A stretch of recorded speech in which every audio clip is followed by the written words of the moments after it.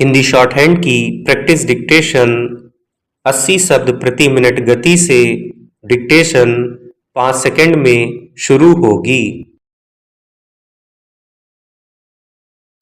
Start. बाल तस्करी मानवाधिकारों का खुला उल्लंघन और गंभीर अपराध है।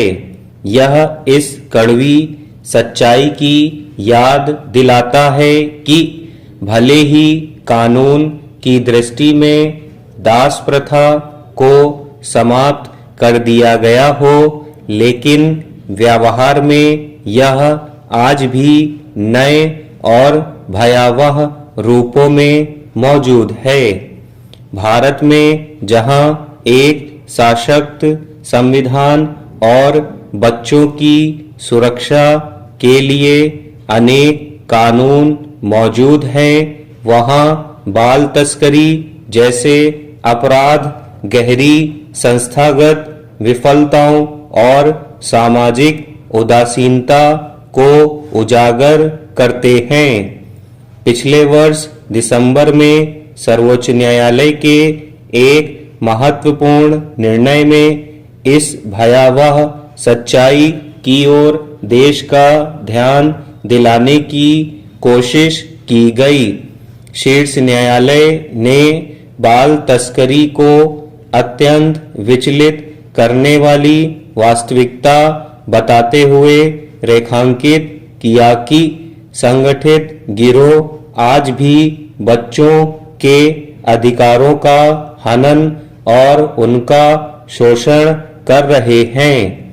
सर्वोच्च न्यायालय के समक्ष आया यह मामला बंगलुरु में संगठित गिरोह द्वारा एक नाबालिग के यौन शोषण से संबंधित था।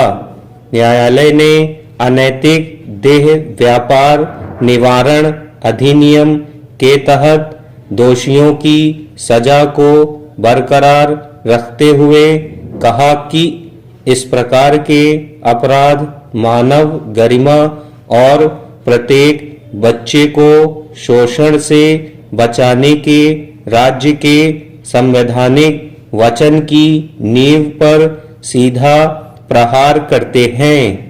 साथ ही स्पष्ट किया कि तस्करी का तंत्र बहुस्तरीय संरचनाओं के माध्यम से काम करता है, जिसमें उनका शोषण भी शामिल है।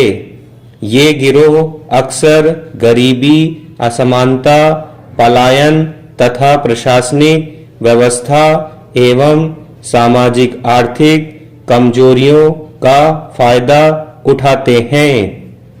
इस निर्णय का सबसे महत्वपूर्ण पहलू यह है कि इसमें बाल पीड़ितों की गवाही को किस प्रकार देखा और परखा जाना चाहिए, इस पर विशेष बल दिया गया है। तस्करी के शिकार हुए बच्चे गंभीर मानसिक आघात से गुजरते हैं। ऐसे में उनसे यह अपेक्षा करना कि वे हर घटना को पूरी स्पष्टता और निरंतरता के साथ बयान कर सकें, यह ना तो व्यावहारिक है और ना ही मानवीय।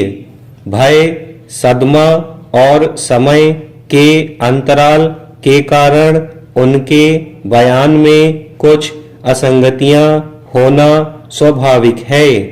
न्यायालय ने स्पष्ट कहा कि ऐसी छोटी मोटी असंगतियों के आधार पर बच्चे की गवाही को अविश्वसनीय नहीं ठहराया जाना चाहिए।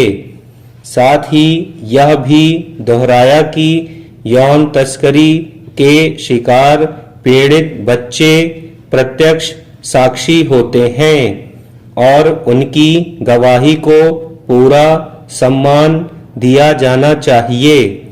अभी जो स्थिति है उस पर गौर करें तो जमीनी हकीकत अब भी बेहद निराशाजनक है।